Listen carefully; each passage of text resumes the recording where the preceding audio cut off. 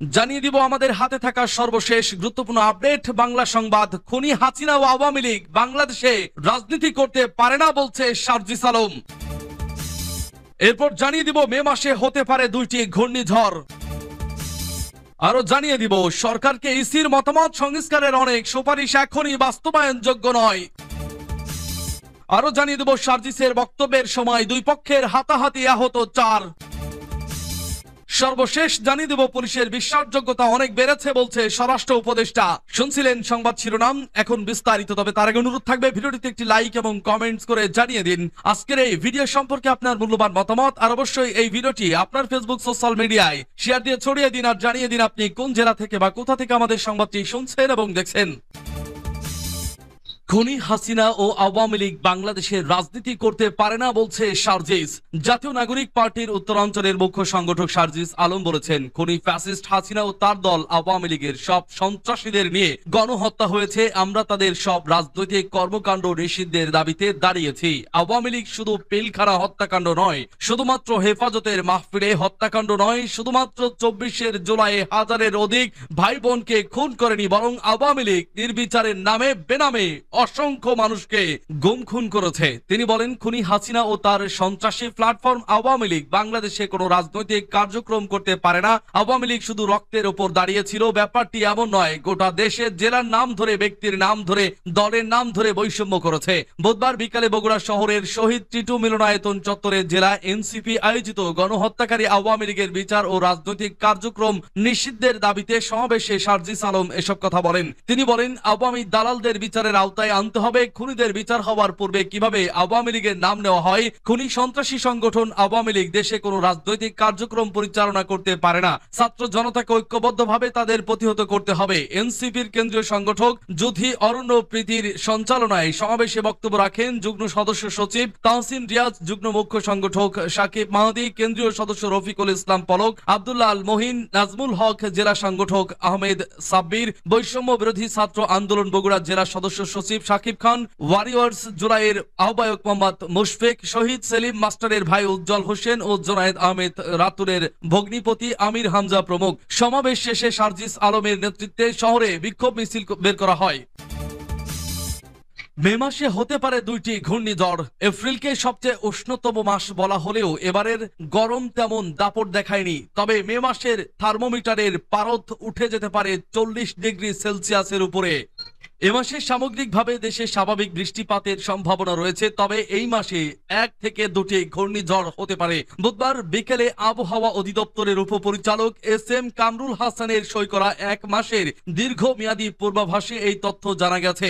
SM Kamrul Hasan জানান, মে মাসে দেশে স্বাভাবিক বৃষ্টিপাতের সম্ভাবনা আছে। এছাড়া এ মাসে বঙ্গোপসাগরে 1 থেকে 3টি লঘুচাপ সৃষ্টি হতে পারে, যার মধ্যে 1 থেকে 2টি নিম্নচাপ ঘূর্ণিঝড়ে রূপ নিতে পারে। দেশে 2 থেকে 3 বজ্র ও শিলাবৃষ্টি সহ মাঝারি বা তীব্র কালবৈশাখী ঝড় এবং 3 থেকে 5 দিন বজ্র ও শিলাবৃষ্টি সহ হালকা কালবৈশাখী ঝড় হতে পারে। তীব্র তাপপ্রবাহের আভাস দিয়ে তিনি জানান, দেশের কোথাও কোথাও 1 থেকে 3টি মৃদু ও মাঝারি এবং 1 থেকে 2টি তীব্র তাপপ্রবাহ বয়ে যেতে পারে। এ সময় দিনের তাপমাত্রা স্বাভাবিক এবং রাতের তাপমাত্রা স্বাভাবিক অপেক্ষা বেশি থাকতে পারে। এই আবহাওয়াবিদ বলেন, মে মাসে দেশের প্রধান নদ ও নদীর সমূহে স্বাভাবিক প্রবাহ বিরাজমান থাকতে পারে, তবে বিচ্ছিন্ন ভারী বৃষ্টিপাতের প্রেক্ষিতে দেশের উত্তরাঞ্চল, উত্তর পূর্বাঞ্চল ও দক্ষিণ অঞ্চলের নদীসমূহের পানির সমতল সময় বিশেষ বাড়তে পারে। এদিকে আগামী 5 দিন দেশের বিভিন্ন অঞ্চলে বৃষ্টির পূর্বাভাস দিয়েছে আবহাওয়া অধিদপ্তর। বৃহস্পতিবার রাজশাহী, ঢাকা, খুলনা, বরিশাল, চট্টগ্রাম ও সিলেট বিভাগের কিছু কিছু জায়গায় এবং রংপুর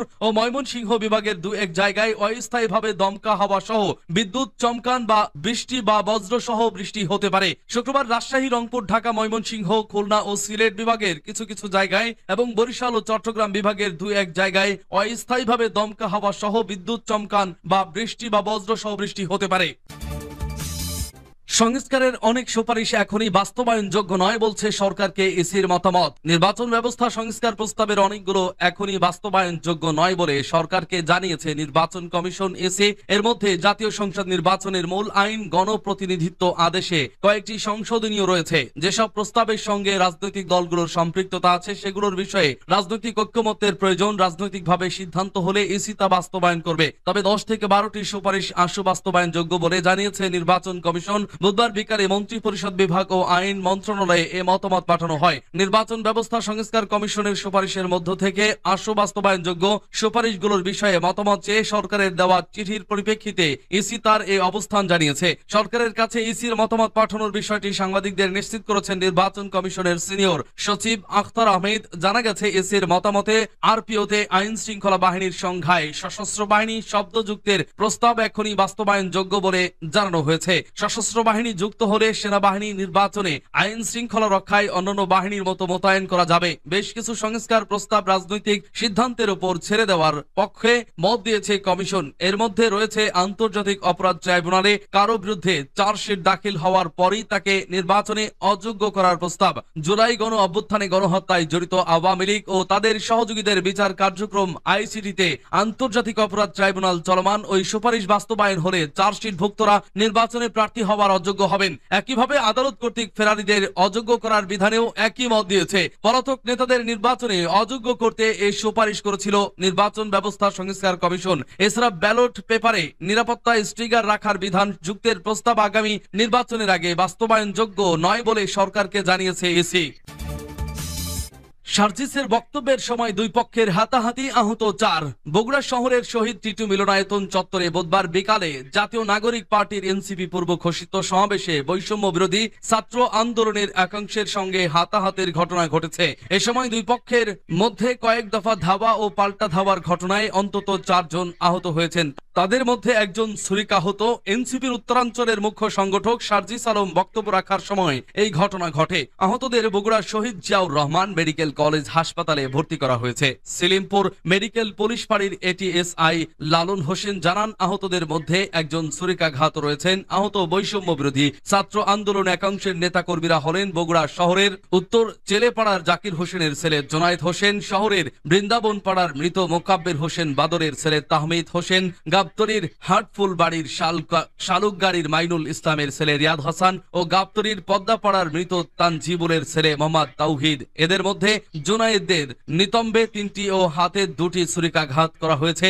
স্থানীয়রা জানান, গণহত্যাকারী আওয়ামী লীগের বিচার ও রাজনৈতিক কার্যক্রম নিষিদ্ধের দাবিতে জেলা এনসিপি বুধবার বিকালে বগুড়া শহরের শহীদ টিটু মিলনায়তন চত্বরে সমাবেশ ও বিক্ষোভ মিছিল কর্মসূচি দেয়। এনসিপির জেলা সংগঠক আহমেদ সাব্বির তাদের কর্মসূচি সফল করতে এ ব্যাপারে মঙ্গলবার সামাজিক যোগাযোগ মাধ্যমে আমন্ত্রণ জানান। পুলিশের বিশ্বাসযোগ্যতা অনেক বেড়েছে বলছে স্বরাষ্ট্র উপদেষ্টা।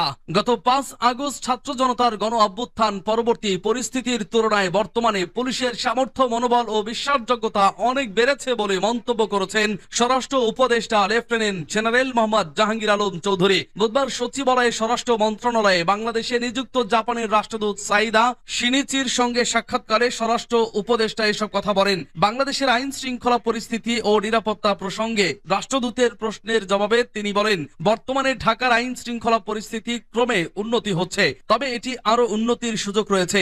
আমরা এ ব্যাপারে চেষ্টা করে যাচ্ছি। আগামী জাতীয় সংসদ নির্বাচনকালীন আইন শৃঙ্খলা পরিস্থিতি কেমন হবে জানতে চাইলে উপদেষ্টা বলেন, তখন আইন শৃঙ্খলা পরিস্থিতি অবনতির কোনো সুযোগ নেই, বরং দিন দিন এটির উন্নতি ঘটবে বলে আমি আশা করছি। পুলিশের সামর্থ্য গ্রহণযোগ্যতার বিষয়ে স্বরাষ্ট্র উপদেষ্টা বলেন, গত 5 আগস্ট পরবর্তী পরিস্থিতির তুলনায় বর্তমানে পুলিশের সামর্থ্য, মনোবল ও বিশ্বাসযোগ্যতা অনেক বেড়েছে। এ সময় তিনি আধুনিক ট্রাফিক ব্যবস্থাপনায় জাপানের সহায়তা কামনা করেন। তাছাড়া তিনি নৌ পুলিশ ও কোস্ট গার্ডকে পেট্রোল ভেসেল ও আধুনিক যন্ত্রপাতি দিয়ে সহযোগিতা এবং অধিক সংখ্যক পুলিশ সদস্যকে জাপানে উন্নত প্রশিক্ষণে প্রেরণের জন্য রাষ্ট্রদূতকে অনুরোধ করেন। জাহাঙ্গীর আলম চৌধুরী আরো বলেন, জাপান বাংলাদেশের উন্নয়নে অন্যতম প্রধান অংশীদার ও পরীক্ষিত বন্ধু। জাপান আন্তর্জাতিক সহযোগিতা সংস্থার মাধ্যমে দেশটি বাংলাদেশের কৃষি খাতের উন্নয়নে ব্যাপকভাবে সহায়তা করে আসছে।